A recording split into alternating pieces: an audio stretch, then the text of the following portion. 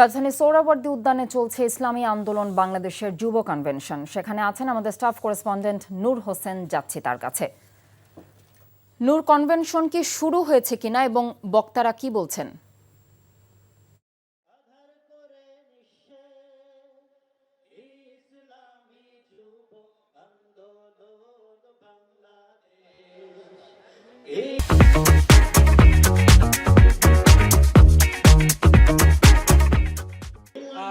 ইসলামী যুব আন্দোলন বাংলাদেশের পঞ্চম যুব কনভেনশন রাজধানীর সোহরাওয়ার্দী উদ্যানে সকাল থেকে চলছে এবং সংগঠনটির হাজার হাজার নেতাকর্মী সোহরাওয়ার্দী উদ্যানে উপস্থিত হয়েছে। সকাল থেকেই বিপুল পরিমাণ নেতাকর্মীর উপস্থিতি আমরা এখানে দেখতে পাচ্ছি।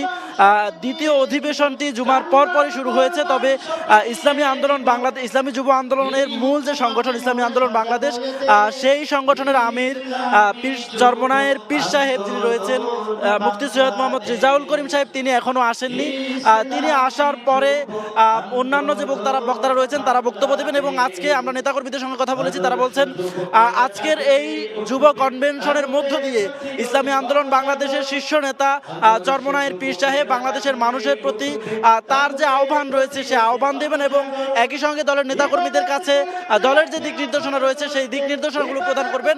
নেতাকর্মীদের সঙ্গে আমরা কথা বলে যেমনটি জানতে পেরেছি, তারা বলছেন আসলে নতুন বাংলাদেশকে নিয়ে, বর্তমান যে বাংলাদেশ রয়েছে এই বাংলাদেশকে নিয়ে কেউ যাতে কোনো ধরনের ষড়যন্ত্র করতে না পারে, সেজন্য সতর্ক থাকার জন্য ইসলামী আন্দোলন বাংলাদেশের আমির আজকে কড়া বার্তা প্রদান করবেন এবং একই সঙ্গে তার দেশবাসীর যে করণীয় সেই করণীয় তারা এখান থেকে বার্তা হিসেবে দিয়ে দেবেন এবং তারা বলছেন যে আগামী নির্বাচনের আগে বাংলাদেশকে নিয়ে বহিঃশক্তির বিশেষ করে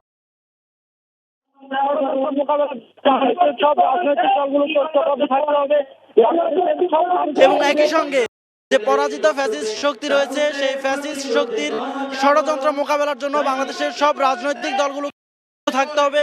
বাংলাদেশের সব মানুষের মধ্যে জাতীয় যে ঐক্যের সেই নেতা কর্মীরা বলছে